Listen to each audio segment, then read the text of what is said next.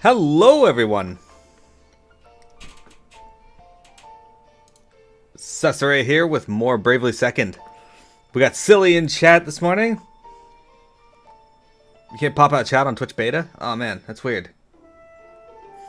Either way, hello, we are currently here. I've currently maxed out the entire Moon Village. Everything is level 10 as you can see. So I'm not gonna worry about that anymore.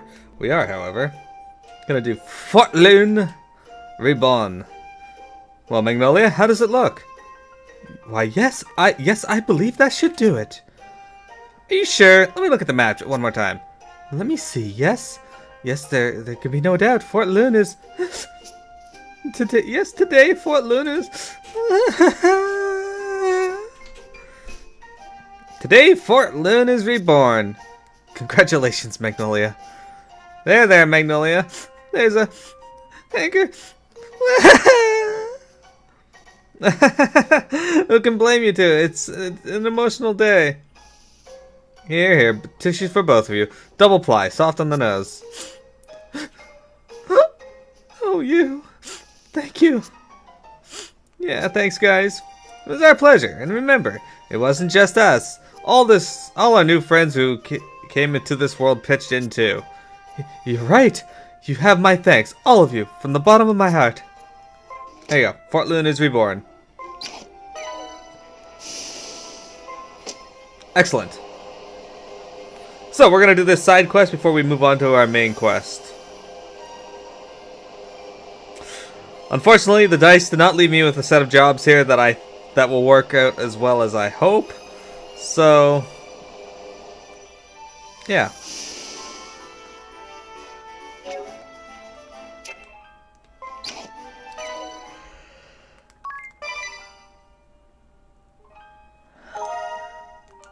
You guys might remember this area.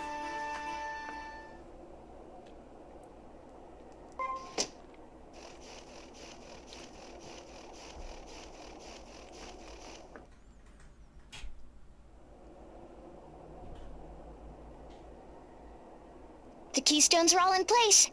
And yes, the door's unlocked. Oh, what does that mean? My guess is someone must be inside. Let's have a look around. Be sure to wrap up warm, Magnolia. It's freezing inside.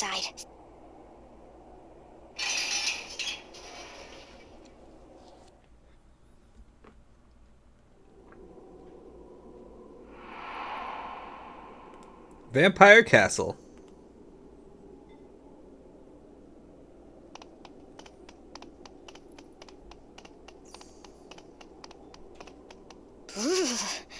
I don't know how this castle manages to be colder on the inside than the out. You've been here before, Adia? Yeah, with Agnes and Tiz. Look, what's that?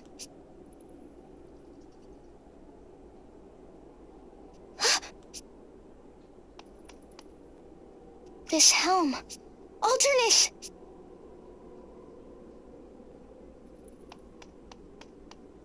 Stay strong, Idia. I'm sure he's all right. Let's go look for him. Alright, so. You guys should remember Vampire Castle. It's a lovely place. There's a problem with this Vampire Castle, though. I can't turn off encounters here, so there's gonna be encounters. There's also gonna be treasure. Hopefully, I don't get any jump. What the fuck?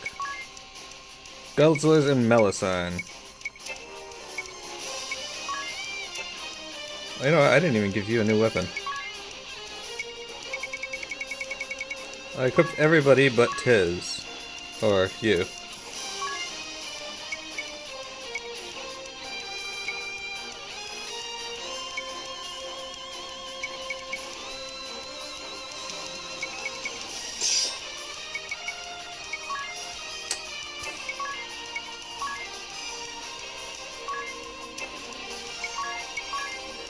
Alright, so I don't know how to tell how much damage I'm going to be doing here, so we're just going to do this and see. Okay, I did 4,000 damage. She's down. You just paralyzed me. What? That was rude.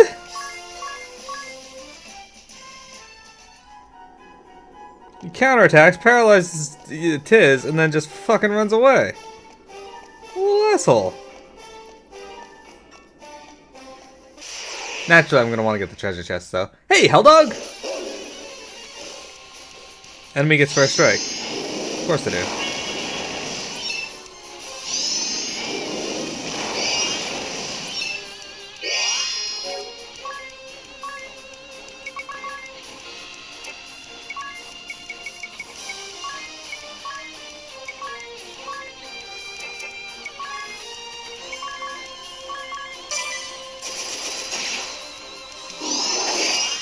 Ow. Okay, the fucking monsters here suck.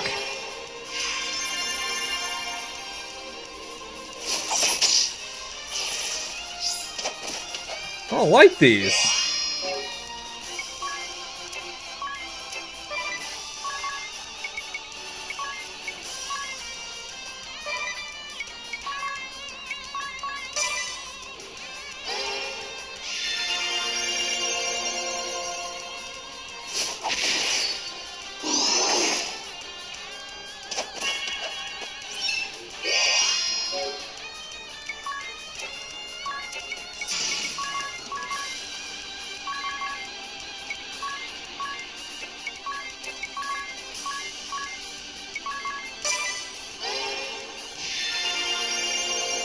I don't like these at all.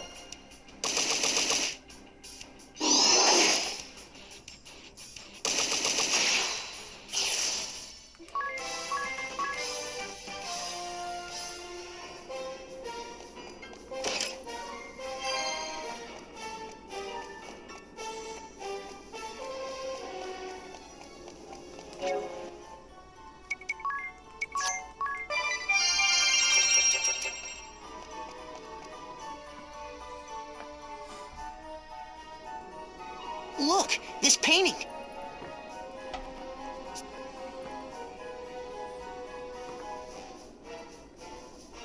Yoko?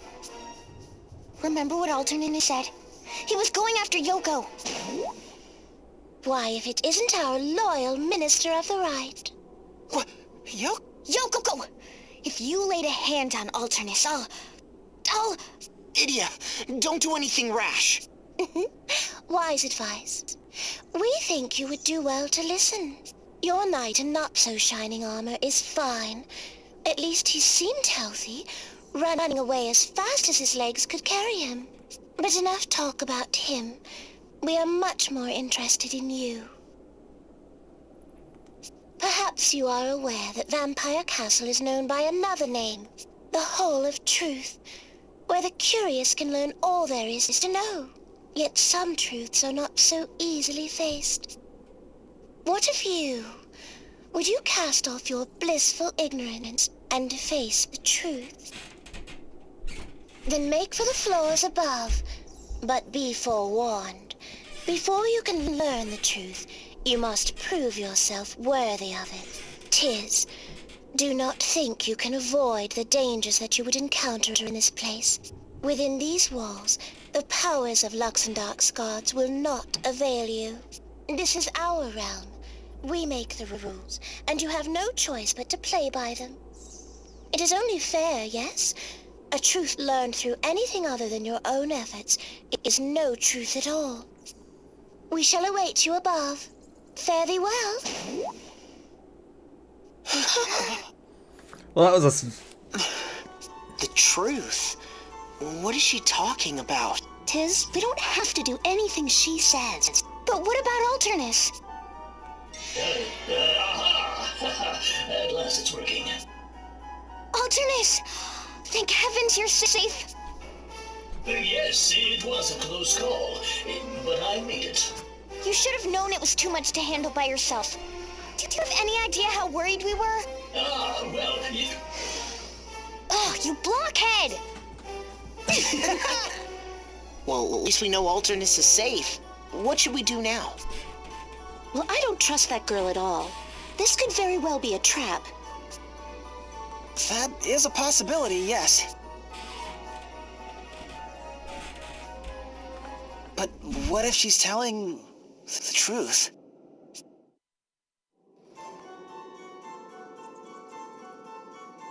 Alright, that was a very subtle fourth wall break there in that, so early in the game they tell you Tiz has the ability to turn off encounters. She's basically saying that you can't turn off encounters in this area. Of course the enemy's feeling brave. This place is fucking rude.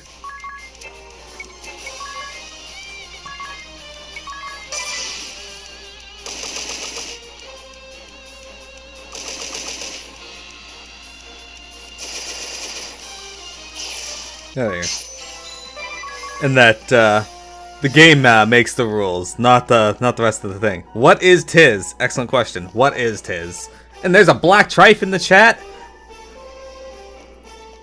Sorry, Trife, you're the one person I will call out. Hello. Lamia tiara. Alright, cool. Let's equip you with a Lamia tiara. It's a little worse, but it protects you against charm.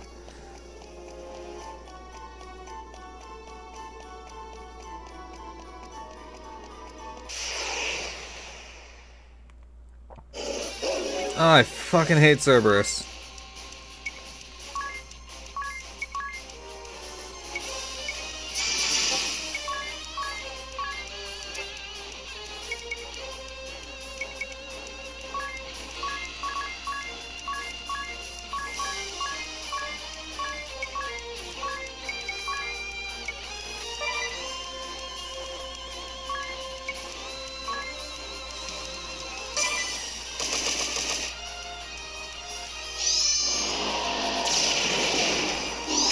Damn it, payback even works on that. Shit! God damn it! I fucking hate these things.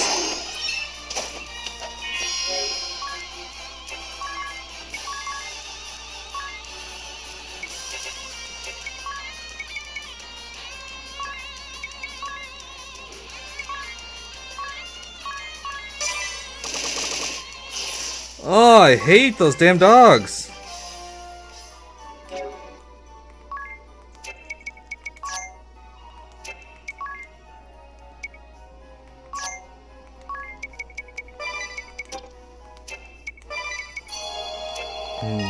Game did not give me any magic users this time around, so I'm stuck with physical users.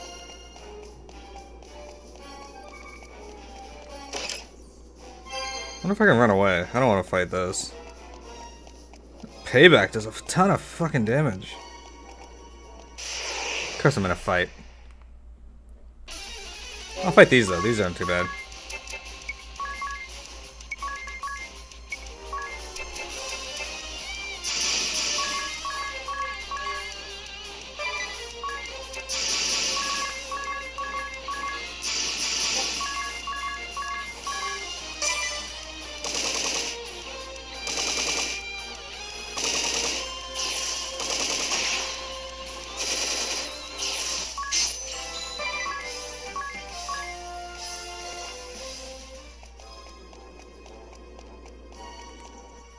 Alright, what do we got here?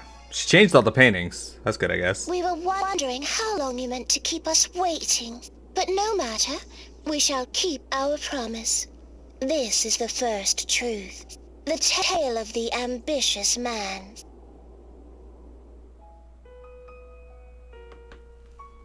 How long did we lay in slumber, that first time that we slept? We awakened and opened our eyes to the sight of a man standing before us. This man, this ambitious man, had come to explore the shrine in which we slept. 20 years ago, another man, another ambitious man, came for us.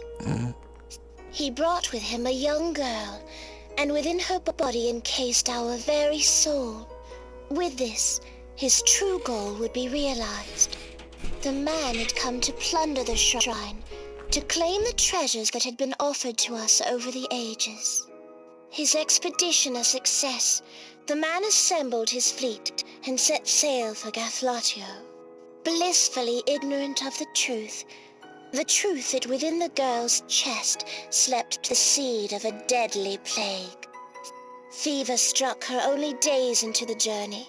With haste, the fleet made for the nearest port. The man wanted to continue, but the girl's grandfather, the owner of the fleet, forbade it. Fearing that the girl carried a deadly disease, he appealed to the church, demanding that the girl be quarantined.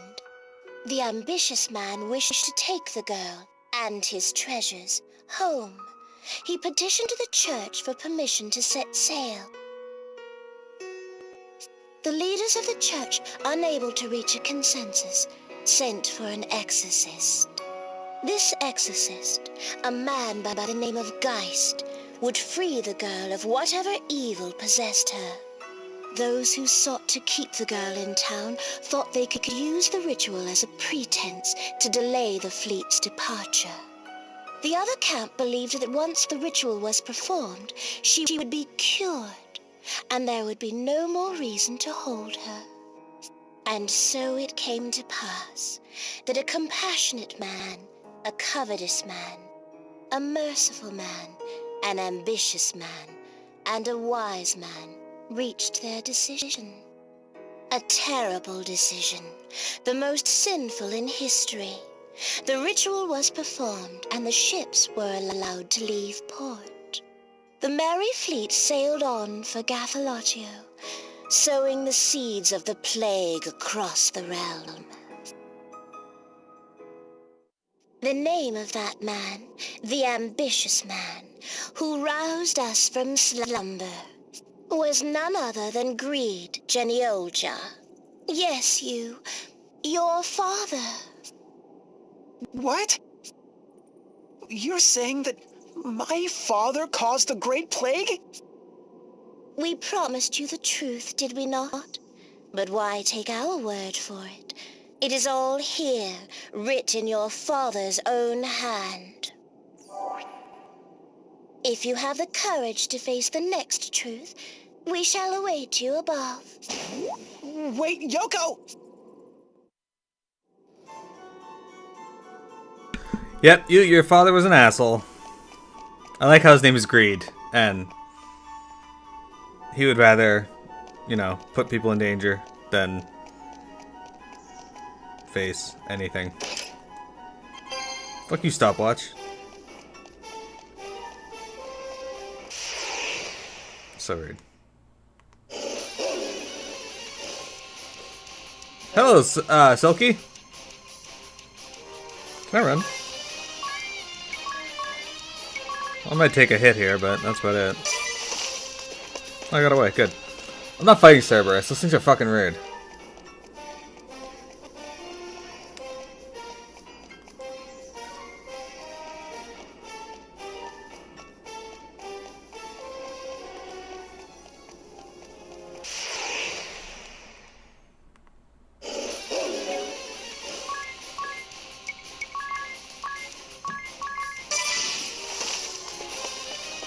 Yep, staying away from that. Hey, Magnus bats. Those are kind of cool.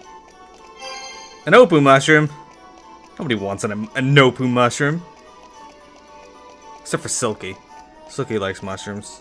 Particularly Anopu mushrooms.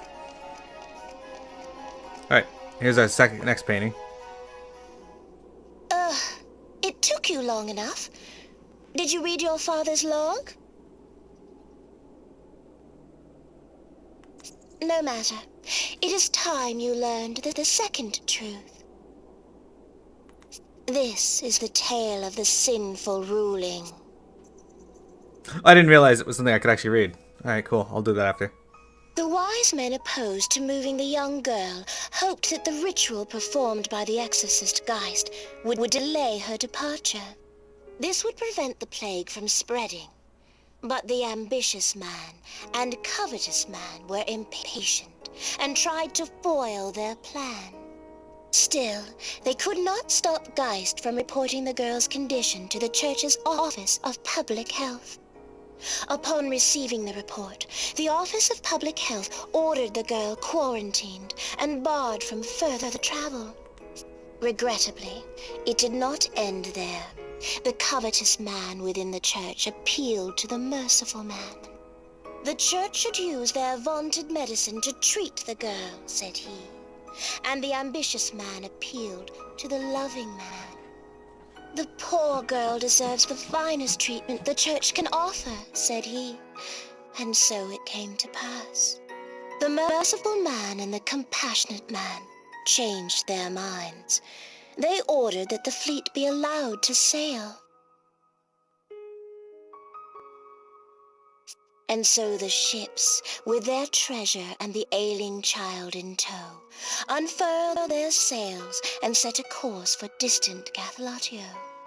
The fleet berthed at many towns along the way, unwittingly sowing the seeds of death at every port of call. Only when they landed on their third continent did dire tidings reach the ears of the sailors. The first port they had docked at was in the grip of a terrible plague. Faced with a crisis and with morale low, Greed, your father, made a decision. He gave every sailor in the fleet a flagon of rum filled with poison. The men died, one after the next.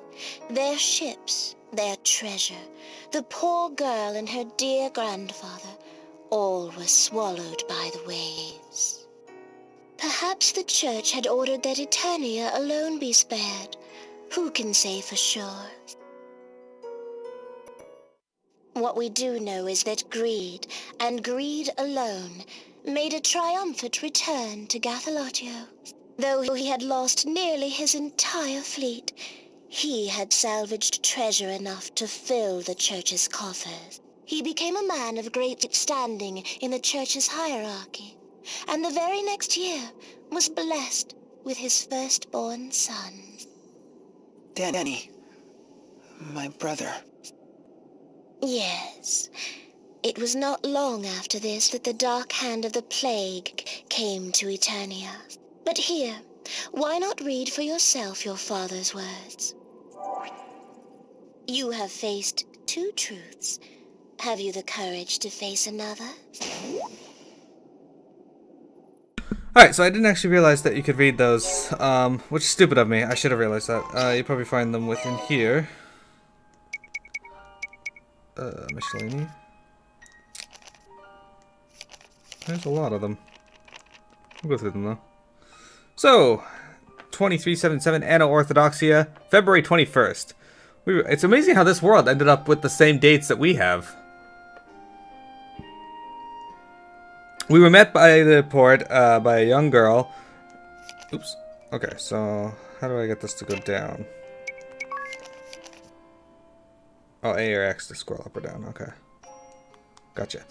Alright, we were met at the port by a young girl. By all accounts, she is the granddaughter of our holy patron, who arranged for our entire fleet of ships. Her age, pedigree, and quickness of her mind all recommend her. I moved the spirit within the girl's body, but it would take us 3 months to move all abundant riches within the shrine to the shore, and a further 2 months to have it all ready for transport on the ships. The statue of Q Lane alone, which the Orthodoxy wishes to claim for their own treasury, weighs so heavily upon the ships chosen to bear it that it seems likely to sink. Reports tell us that the exorcist Geist, dispatched to by the Orthodoxy, seems to have set out from a neighboring nation. Thanks to my spies within the church, I can now see clearly what it is my enemies have in mind. It is the one they call the Wise Man, who seems so resolutely against our fleet's return home. A list has been produced of all the parties who cannot be brought to our side.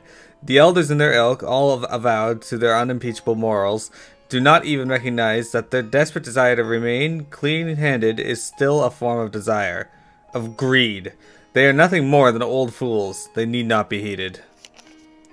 A letter arrived from the Pope. The ruling has come in our favor, the best possible outcome we could hope for. The Pope determined that the girl will be removed to Gathalatio. The fleet, weighed down by our great load, makes slow progress. It has taken us 10 months to reach the Eternal Vortex. The girl is protected by her grandfather, ensconced in a special crafted pleasure boat meant for royalty, cushioned from the vagaries of the waves. What reports do reach us on the ship I helm tell us that she suffers from high fevers. Okay, hang on. Each of these has more than one page, though. That's 5 pages to it. Anyway, our orders are locate. Our orders from the church are located to explore and report on the ancient shrine of the legend said to lie in this thick wood. Not all were pleased by my appointment, yet when they heard that I had located the shrine in mere weeks, oh how pretty songbirds did change their tunes. It was not divine providence that led us here, nor even the power of the crystals. I knew the location of the ancient shrine before ever we set sail. Founder, the first head of the great genealogy family, left clear precepts behind upon his passing. These rules are designed to preserve the family's position and influence among the orthodoxy, or so it would seem. Yet that was not the true purpose of the edicts we have inherited. An admonition on how to be an admirable ruler is not all Founder left for his progeny. I decoded the secret messages couched within Founder's final testament. There I discovered the true Founder. And while it took a dozen years, my preparations now came to bear fruit. The exploratory missions has been approved, and we were sent to discover the ancient shrine. So this is where he talks about moving the girl's spirit and the statue Kihulain. It was no sooner than our fleet departed that our youngest guest fell ill. The girl came down with a sudden fever of unknown origins. Her grandfather, our financier, is against us sailing on, and will not be persuaded by me, though I have spent days trying to get him to see reason. I sense that we are being manipulated by some force within the shadows. I made my plea to the church's upper echelon, begging to leave to transport the girl and our goods back home. But I fear my enemies struck there as well. The heads of the church, unable or unwilling to give me a direct answer, have decreed that some exorcist be sent out to meet us. Geist, a man popular with the masses, has been tasked with exorcising the evil spirits from the girl. And must we wait to see the outcome of his ceremony? Is this some compromise meant to appease those of us who wish to set sail, while allowing those in power to measure up to the ones who would oppose us? Regardless of what the church wants, the winds are beginning to blow once more. Alright, so this talks about what Geist setting out. Those who are hostile to myself are likely colluding with the intellectuals of the Office of Public Health. Their combined influence is not to be underestimated. I may be the leader of the genealogy family, which has so long stood at the head of the Crystal Guard, but I know that I am being mocked as being an ambitious man. And the compassionate man who leads our fleet, the very financier who is so distressed about the girl's condition, has been another central figure in the argument over whether to move the girl or not. I suppose our current pope is the only one they refer to as the merciful man. And the covetous man, there is no telling how many there are, nor where they are. At any event, both those against moving the girl will be watching Geist's progress with bated breath. Alright, so this is talking about how the old people are full of greed. No, the issue lies with the ones who are interested in profits, who refuse our temptations, cleaving instead to their own firm principles and ideals. I do not know him personally, but this young Bishop Brave, as well as Norzen, the head of the research of the Office of Public Health, they and their fellows do give me cause for concern. I'm ordering a thorough report of their history so that I can determine the proper price to guarantee their assistance. Geist had carried on with his holy rites, and none could fault his dedication. I will say that for the man. Despite all our demands that he bring the exorcism to a hasty end, he carried on indifferently, keeping those inferring foul fools abreast of every detail that his cunning eyes noticed. For I am sure of it, Geist has been reporting to the wise man from my homeland. So I began to work with the covetous men of the nation. Those within the church, those within the Office of Public Health, every last man with a shred of avarice in him was drawn to our aid. Next, I feigned sympathy with the wise men who were against moving the girl to my homeland. The girl is afflicted with some febrile pestilence, so I insisted that she need be brought to the seat of the orthodoxy, home to the most advanced healing arts in the world. By doing so, I was successful in convincing the compassionate man as well. My maneuvering of the covetous men. My careful plans devised within the orthodoxy. It was these, as well as the pleas of the compassionate man and the merciful man acquiescing, which won us our ruling. The ones who lost this day will carry on about with what a sinful decision it was, but once we set sail, no one will be able to stop us. Geist, a man who only exists by the grace of the orthodoxy, looked so very at a loss. He had been sent out by the church's orders, and now he was forced to cut the ritual short by the same church's orders. He bid the girl a courteous farewell, and then had turned it for home and hearth, as I do now. Alright, so this is them talking about how the girl has a fever. Our first landfall was when we pulled in at an unscheduled port to weather a sudden storm, but we had been unable to continue our journey without any further unanticipated stops. We did lose 3 of our ships to pirates, who have attacked on 2 separate occasions, but our losses remain relatively light. Now I hear some commotion from without. It seems a message has arrived. I think that's all I have right now.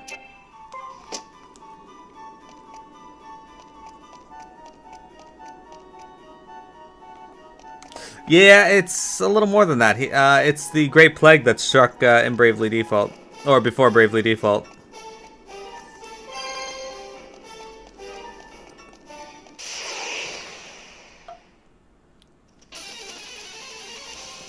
Of course the enemy is feeling brave, why wouldn't it?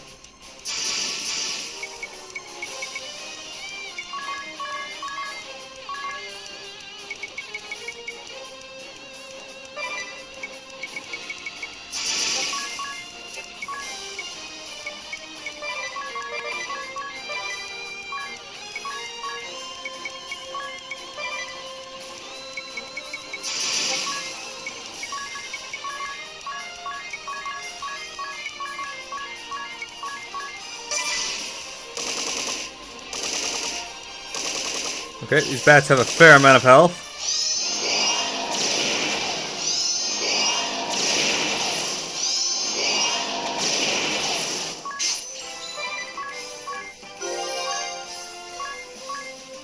Group Cast Master. Okay, well.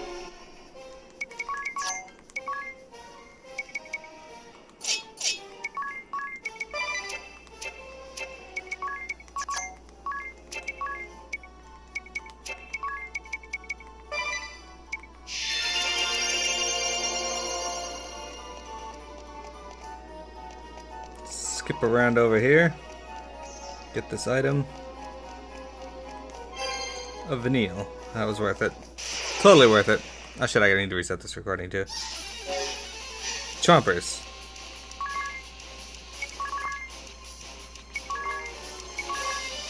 Guzzlers, actually.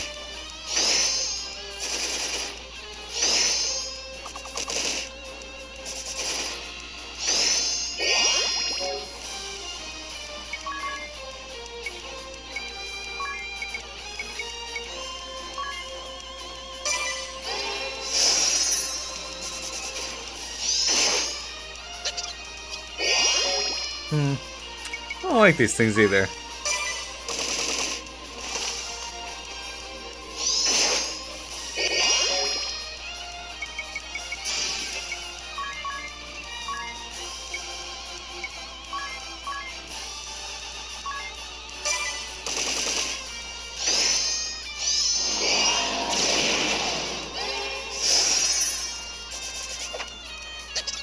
Thank you.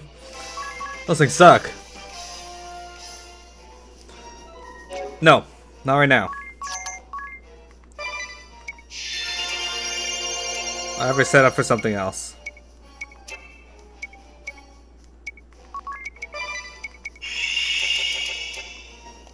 I have no intents of sitting here fighting in this dungeon, so I didn't set her up to fight anything.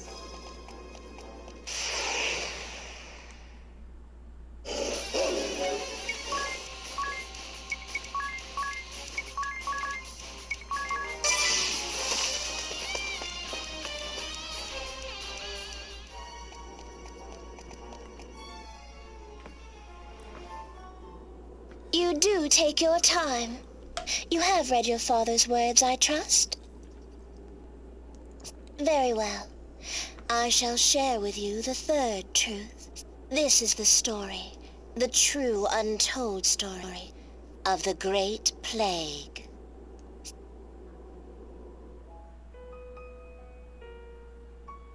The first deaths were in the eastern reaches of Eternia, in a sleepy border village. The mourners grieved for their loved ones, their wails echoing through the mountains. Eventually, the cries faded away, and a stillness settled over the land. From the depths of time it had found us. The world we feared most had become reality. As death lay heavy on the land, a young priest named Brave petitioned his elders. He sought to use the power of the crystals to treat the sick, but his petition was denied. Instead, the church sealed off the high roads. It cut off the border villages, leaving countless people to suffer and die. Angered at the church for forsaking the village of his birth, Brave resigned from the priesthood. He did not, however, abandon his duty.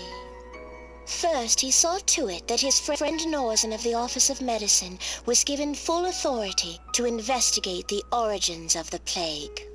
He planted Confederates in key positions, building a network that would allow him to monitor the inner workings of the church. In time, the plague released its grip on the world, though not because a cure had been found. It simply had no more victims to claim. Until, that is, the coming of the second pandemic. A second wave of terror swept over the world.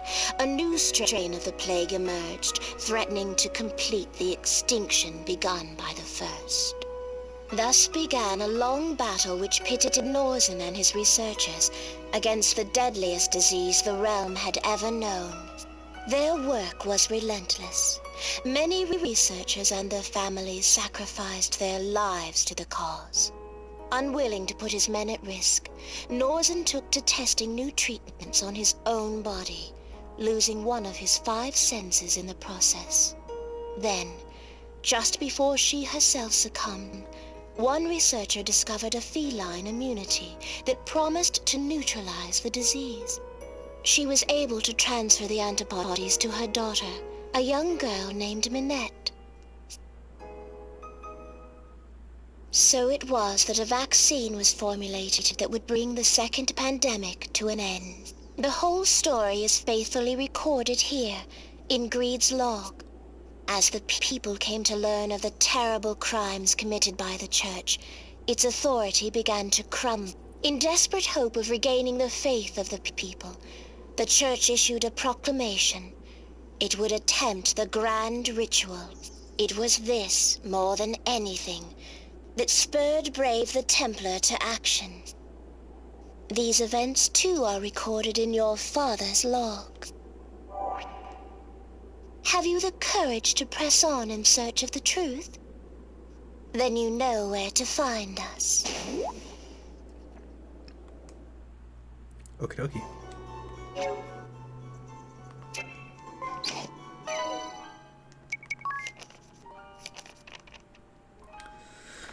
It's been 1 month since our handful of ships brought the church the means for its triumphant return from the slow decline of consuming it.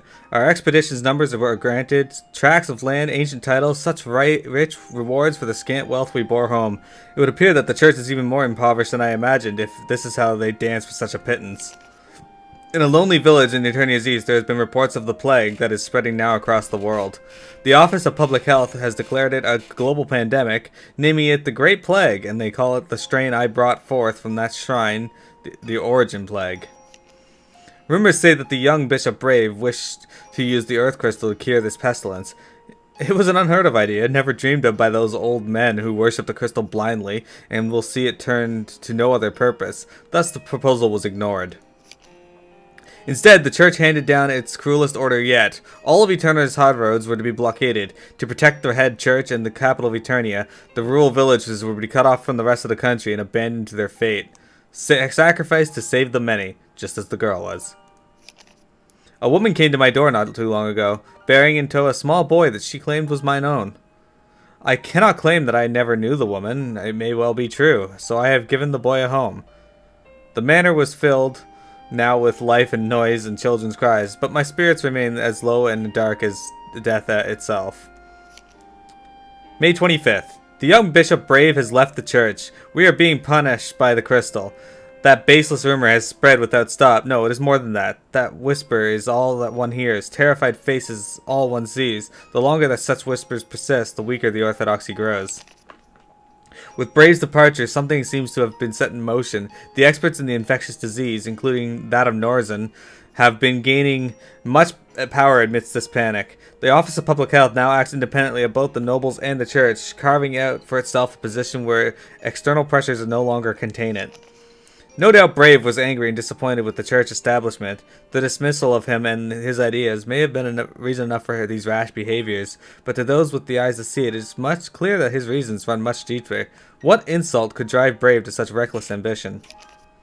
It has already been a year since Denny's mother left us, and now I find myself met with a potential fiancé, who comes recommending to me by a certain influential figure. Her family ties are respectable, though it is hard for any house to rival my own. We are the direct descendants of the very first pope of crystalism. I fear she may be unhappy and ill at ease, moving in the circles which Halcyon Yolja must. June 1st. Brave, the blasphemous usurper. He has seized this opportunity, striking out at the Orthodoxy and cutting down the Vestal of Earth to name himself Grand Marshal of the new Eternia of Duchy, and he would have it be known. Carving out the Grand Ritual would be a grave error, or carrying out the Grand Ritual. There are many, including myself, who realize that. But it's hardly seemed possible that a man could do anything more than attempting to secure his own family and fortune across the seas amidst the panic that has been seizing our nations, keeping them away from such madness as seen today, or daily now. It was unimaginable that one would be able to rally his allies and form an army, launching an assault on the church itself and occupying it with no more than 3 airships of it to his own side. The Grand Marshal is surely finding himself a busy man, subduing rebellions as soon as they erupt, and they do erupt often, working hard to ensure stability for the common people, making efforts to master the Earth Crystal. The other day, his adjutant Kami Izumi came and warned us in no uncertain terms that the Crystal Guard was not to fan any rebellious sentiments, and he is the one who cut down that offensive woman. Now both my mansion and my Crystal Guard have fallen under their control, and still I seem powerless to oppose them. Rather, it is probably by my own interests to feign loyalty and allegiance to their cause. I have suggested that I might provide funding for the great public works they have planned, massive undertakings that will stretch from the Temple of Earth to the City of Eternia. I received no thanks for my generous offer, only a request that the funds be transferred to where to. I am honestly astounded by their gall. Meanwhile, the seeds which Brave planted upon leaving Eternia have now borne fruit. His comrades in the offices of public health claim that the Great Plague has been defeated. If it is true, it could not have come at a better time. Rumors of a second pandemic have been spreading like wildfire. Norzen's research team has been fighting a battle against the fury of this plague and against time itself. Unable to secure specimens and carry out their studies with the benefit of time, the researchers ended up drawing lots amongst themselves. The losers made test subjects. They bet their own lives on their work, and many lost the wager. Still, there have been no warnings from the Eye of Founder. I was granted an audience with Lord Leicester, who appointed by Brave to his High Council, and had the opportunity to consult also with Sage Juliana. The Archduke greeted me as a descendant of that sickly man, while Juliana instead called my father a monster. I felt a cold sweat upon my back, faced with this reception. Is this the future I must look forward to? Yes.